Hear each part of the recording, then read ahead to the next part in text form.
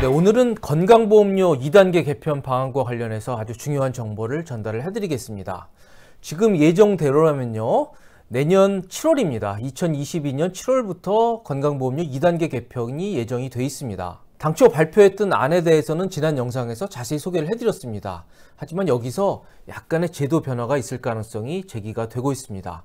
과연 어떤 내용인지 바로 시작합니다.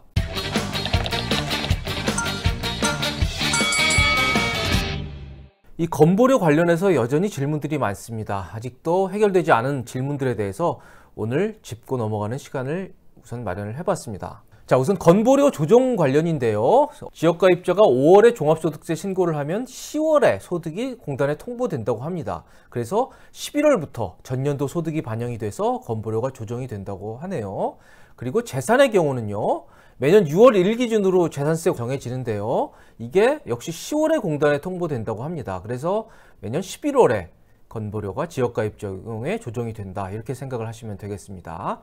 직장 가입자들은 최근에 연말정산을 마치셨죠. 이 자료들이 3월에 공단에 통보된다고 합니다. 그래서 4월에 전년도 소득이 반영된 건보료 조정이 이루어집니다. 자, 건보료 하면 가장 관심이 많은 건 역시 피부양자 자격을 어떻게 하면 유지할 것이냐, 그 문제입니다. 그래서 그 부분이 가장 민감하고 중요한 문제입니다.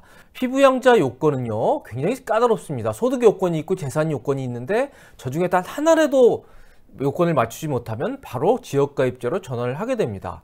우선 소득 요건의 경우에는요, 연소득 3,400만 원을 초과하면 피부양자 자격을 잃습니다. 2022년 7월부터는 2천만 원을 초과하면 자격을 잃는 것으로 이렇게 돼 있습니다. 그리고 사업소득은 아예 없어야 됩니다. 단 1원이라도 사업소득이 발생하면 피부양자 자격을 잃고요. 그리고 사업자 미등록 시는 500만 원을 초과하면 피부양자 자격을 잃습니다. 자, 이렇게만 설명을 드리면요, 여기에 세부적인 의문들이 참 많습니다. 도대체 연소득은 뭘 연소득을 얘기하는지, 사업소득은 도대체 뭔지, 그래서 제가 이 부분에 대해서 상세하게 한번 정리를 해봤습니다. 이자소득, 배당소득, 사업소득, 근로소득, 연금소득, 기타소득 6가지만을 의미합니다. 따라서 저 연소득에는요, 그런 질문들 많이 하시는데, 주식해서 번 양도소득, 아파트 팔아서 번 양도소득, 저게 포함 안 됩니다. 걱정 안 하셔도 되고요. 그리고 퇴직소득 포함 안 됩니다. 퇴직소득이라는 게 막 평생을 일궈서 받은 소득이기 때문에 그해 한 해 발생했다고 해서 그것 때문에 건보료가 부과된다면 좀 억울하겠죠. 따라서 퇴직소득 합산이 안 됩니다. 그런데 저소득들도 다 각자 또 따져보면 질문들이 많습니다. 자, 우선 이자소득과 배당소득 먼저 보겠습니다. 여기는 이자소득과 배당소득은 연 2천만 원이 넘으면 종합과세 대상이 되고요. 연 2천만 원이 안 되면 15.4%로 분리과세한 것으로 납세 의무가 종료되죠. 보통 은행에서 예금 찾을 때 15.4% 떼고 그리고 납세 의무는 종료가 되는 겁니다. 자, 그런데 작년 11월에 정부는 연 2천만 원 이하 분리과세 소득 중에서 연 1,000만 원 초과분만 적용하기로 했죠. 따라서 1,000만 원이 안 되면 아예 자료를 가져오지 않는답니다. 따라서 이자 배당 소득도 연 1,000만 원까지는 자격 기준을 따질 때 신경 쓰지 않아도 된다. 하지만 1,000만 원을 넘으면 연소득에 포함된다, 이렇게 이해하시면 되겠습니다. 그런데 건보료에 포함되는 이자소득과 배당소득은요, 2천만 원이 넘어서 종합과세가 되든 2천만 원이 안 돼서 분리과세가 되든 다 피부양자 자격 요건을 따질 때는 모두 포함이 됩니다. 물론 여기서 비과세 소득은 제외됩니다. 어떤 상품에 따라서는 과세되지 않는 그런 이자들도 있는데요, 그런 것들은 제외가 된다, 이렇게 보시면 되겠습니다. 자, 더 중요한 건 사업소득입니다. 사업소득은 단 1원만 발생해도 피부양자 자격을 유지할 수 없는데요. 그런데 사업소득은 여기서 수입금액에서 필요경비를 뺀 것을 의미합니다. 즉, 본인이 식당을 운영한다 그러면요, 이 매출만을 따지는 게 아니라 거기에 나가는 경비 같은 걸 다 제하고 나서, 그러고 나서 계산된 것이 1원이라도 넘으면 피부양자 자격을 잃게 되는 것입니다. 따라서 사업을 하는데 적자가 난다 그러면 피부양자 자격 유지하실 수 있습니다. 사업소득은 그렇게 보시면 되고요. 그런데 저 밑에 사업자 미등록 시 500만 원 초과, 저건 뭔 소리죠? 사업자를 등록하지 않았는데 사업소득이 500만 원을 초과한다? 바로 이런 경우를 얘기합니다. 인적 영역 제공하는 프리랜서분들, 저희 방송국에도 방송 작가들 많으시고요, 보험 설계사, 그리고 학원 강사, 이런 분들인데요, 이런 분들은 사업자 등록을 하지 않았지만 실제로 수입이 있는 분들입니다. 그래서 이분들에 대해서는 500만 원을 초과하면 피부양자 자격을 잃는 것으로 이렇게 규정이 되어 있습니다. 자, 사업소득 관련해서 가장 관심이 많은 게 바로 주택임대소득입니다. 주택을 임대사업자를 등록해서 임대 수입을 받는 분이 많으시죠. 과연 내가 받는 월세 전세 때문에 이 피부양자 자격을 잃게 되는 거 아닌지 이런 걱정들이 많으시죠. 그래서 제가 한번 따져보겠습니다. 주택 임대소득이 있으신 분들은 딱 두 가지 유형이 있습니다. 하나는 구청에 임대주택 등록을 하신 분이 있고요. 그리고 임대주택을 등록하지 않으신 분이 있습니다. 등록하신 분이 1번이고 등록을 안 하신 분이 2번입니다. 1번이건 2번이건 다 세무서에다가 사업자 등록은 하도록 의무화가 되어 있습니다. 저기서 1번, 2번의 차이는 구청에 등록을 했는지 안 했는지 그 차이입니다. 일부 유튜버 분들이 저걸 잘못 설명하고 계신데 제 말을 믿으시면 됩니다. 그런데 1번의 경우에는 임대주택 등록을 했기 때문에 조금 더 우대를 해드립니다. 그래서 필요경비를 60%를 반영을 하고요.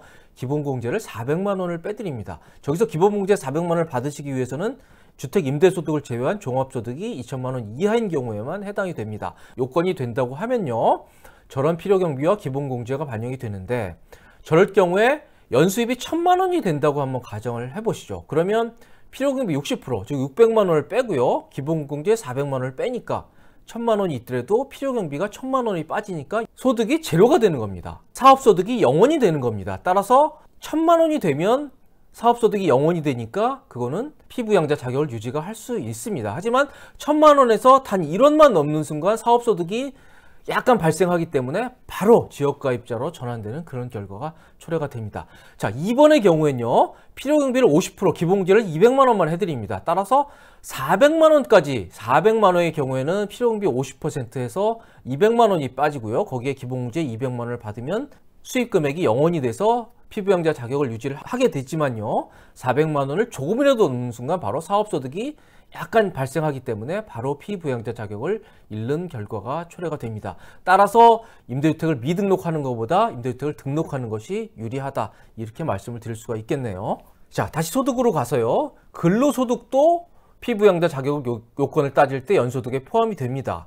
그런데 여기서 근로소득은요. 저희 연말정산할 때 보면 이 근로소득공제라는 게 공제액이 제법 큽니다. 그런데 그 근로소득공제를 차감하지 않은 총급여를 의미합니다. 그리고 물론 비과세 급여는 제외되는 부분이 있지만요. 본인이 받는 총급여를 다 따져서 그것까지 포함을 해서 연 3,400만 원 혹은 연 2천만 원이 넘으면 피부양자 자격을 잃는다. 이렇게 보시면 되겠습니다. 자, 그리고 또 질문이 많이 나오는 게 바로 연금소득입니다. 연금소득은 현재로서는 사적연금은 이 건보료 부과 대상이 되지 않는다는 건 여러 번 설명을 드렸고요. 저기서 말한 연금소득은 주로 공적연금을 얘기합니다. 국민연금, 공무원연금 이런 공적연금들인데요. 여기서 연금이라고 하는 것은 연금 총수령액을 의미한다고 보시면 되겠습니다. 그런데 국민연금 같은 경우에 한 가지 이슈가요. 이게 2001년 12월 31일 이전에는 국민연금 납부분에 대해서 소득공제를 안 해줬습니다. 그래서 이 부분은 과세가 되지 않고 있는데요. 그런데 2002년부터는 소득공제를 해드립니다. 그래서 이게 나중에 수령을 할 때는 과세가 됩니다. 그런데 이 건보료를 따질 때 소득에서는요. 과세가 되건 안 되건 다 포함을 해서 피부양자 자격 요건을 따진다. 연금은 무조건 총수령액을 기준으로 연금소득을 따진다. 이렇게 보시면 되겠습니다. 마지막으로 기타소득입니다. 기타소득도 분리과세를 하죠. 20%로 분리과세를 하는데요. 이것도 피부양자 자격 요건을 따질 때 기타소득도 총수입금액을 기준으로 피부양자 자격 요건을 따진다고 보시면 되겠습니다. 자, 역시 건보료 관련해서는 저 연소득, 본인이 연소득이 얼마에서 과연 피부양자 자격을 유지할지 상실할지가 가장 관심이 많으신데요. 제가 좀 전에 설명드렸던 그 소득을 항목별로 한번 잘 보시면서 어떻게 하면 소득 요건을 맞출 수 있을지에 대해서 연구를 하시면 되겠습니다. 그리고 재산 요건도 필요합니다. 우선 재산세 과표가요. 9억 원을 초과하면 안 됩니다. 바로 상실합니다. 자, 그럼 여기서 또 질문이 발생하죠. 재산세 과표가 뭐죠? 공시지가, 공시가격을 의미하는 건가요? 건보료에서 따지는 재산세 과세 표준은요, 이 시가 표준액, 즉 공시지가입니다. 공시가격이고요.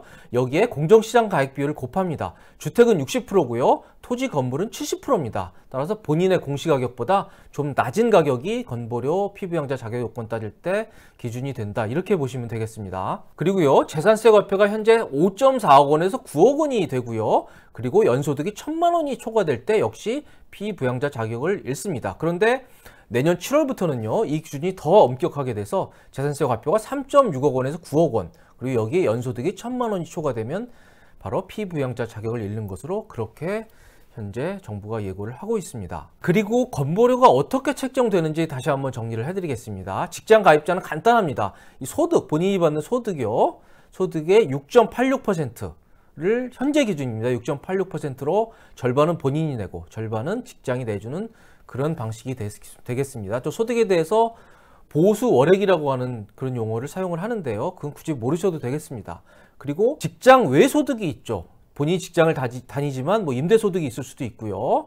뭐 책을 써서 그런 소득이 있을 수도 있습니다. 그런 소득이 연 3,400만 원을 초과할 경우, 그럴 경우에 건보료를 추가로 부담을 하게 되는데요. 그때에도 3,400만 원을 다 부담하는 게 아니라 3,400만 원을 넘는 부분에 대해서만 일정 요율을 곱해서 건보료를 부담을 하게 돼 있습니다. 그런데 내년에 바뀌는 2단계 건보 개편 방안에 따라서 이게 2천만 원으로 낮아집니다.